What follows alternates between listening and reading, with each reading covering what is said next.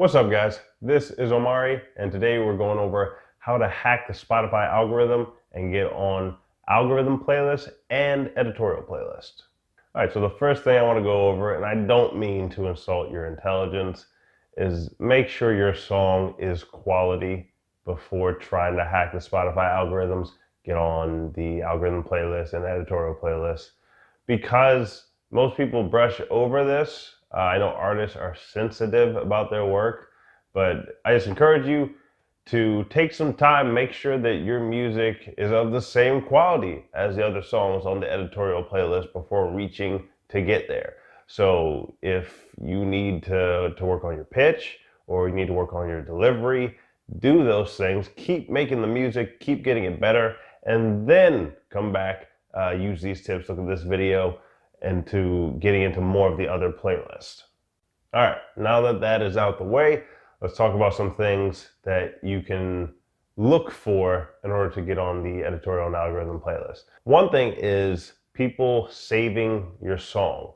So let's say you have two different singles that you're promoting right now, and you're trying to figure out which one should I spend some more promo on, some more ad spend on, to try and get this into more algorithm and editorial playlists in the future.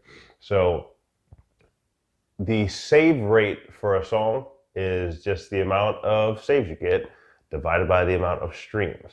You're looking for anywhere between 2% to 10% is the normal range. If you start to get over 10% saves, that means you have a good chance of getting into some of these extra playlists that Spotify owns. So if you're not familiar with all the different types of algorithm playlists, you have the ones owned by Spotify, and then you also have ones called Particle Detector and Sounds of Spotify. So those two, the last two I just mentioned, are not owned by Spotify, but they are still algorithm playlists that just search for different listening patterns of users and add the songs onto the playlist.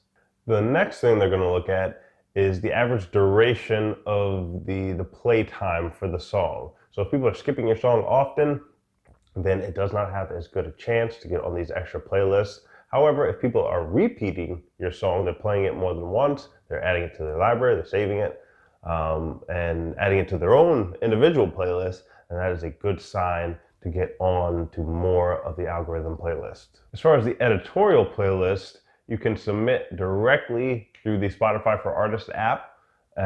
You do need to have it be a pre-release, so I believe it's at least 7 days prior to the release. You can submit it to the Spotify staff, and they will add it to different playlists that they feel are appropriate for the song. So that's the downside of it, is they get to just choose which ones they think are good.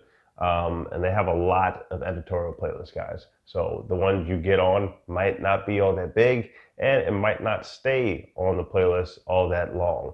If people don't like it when it's on the editorial playlist, then they will pull it from that playlist. That doesn't mean you can't submit other songs in the future, but I don't want to paint the editorial playlist as if they're this gold mine, because a lot of the power is out of your hands in these circumstances. So it's a nice bonus when you get on one of them, but don't think your career is just set because you were on an editorial playlist. You need to know how to navigate and promote your music yourself independently so that you can control more of the aspects of it. That being said, there is a way to manipulate, so to speak, the person who is reviewing the music's mind. So when you promote your music independently first and it starts to gain traction on Spotify, then the person hearing that, they'll look at your profile and they'll see that you have started to gain some steam. Thus, their mind is just naturally going to be shifted once they listen to your music. So let's say two artists of subjectively equal talent. One has less than 1,000 streams on all their songs. One has gotten into the 100,000, the 50,000, the 200,000 range on some of their songs. Now, the person reviewing that music for the Spotify editorial playlist just naturally is going to probably think that the one with the artist with more of the traction might just be a little bit better. That's not to say every single person is going to do that, but that's just a natural psychological thing to do. So, how do you start to independently promote your music? There's a couple different ways. One is to go through a service, a playlisting service. For instance, we've promoted thousands and thousands and thousands of songs on Spotify and have built a network of curators who trust us and love listening to the submissions we have. And we have successfully done thousands of campaigns. So that is one way to get on playlists that you can trust. We go through a thorough vetting process for the curators to make sure there are no fake streams or fake plays coming in.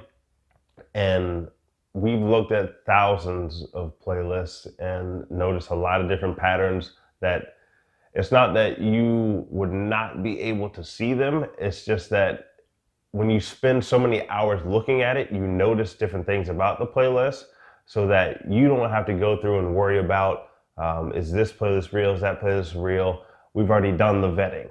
So it's just a smoother process for a lot of artists just so that they don't have to spend hours and weeks reviewing all these different tactics to make sure they're not getting a bad deal.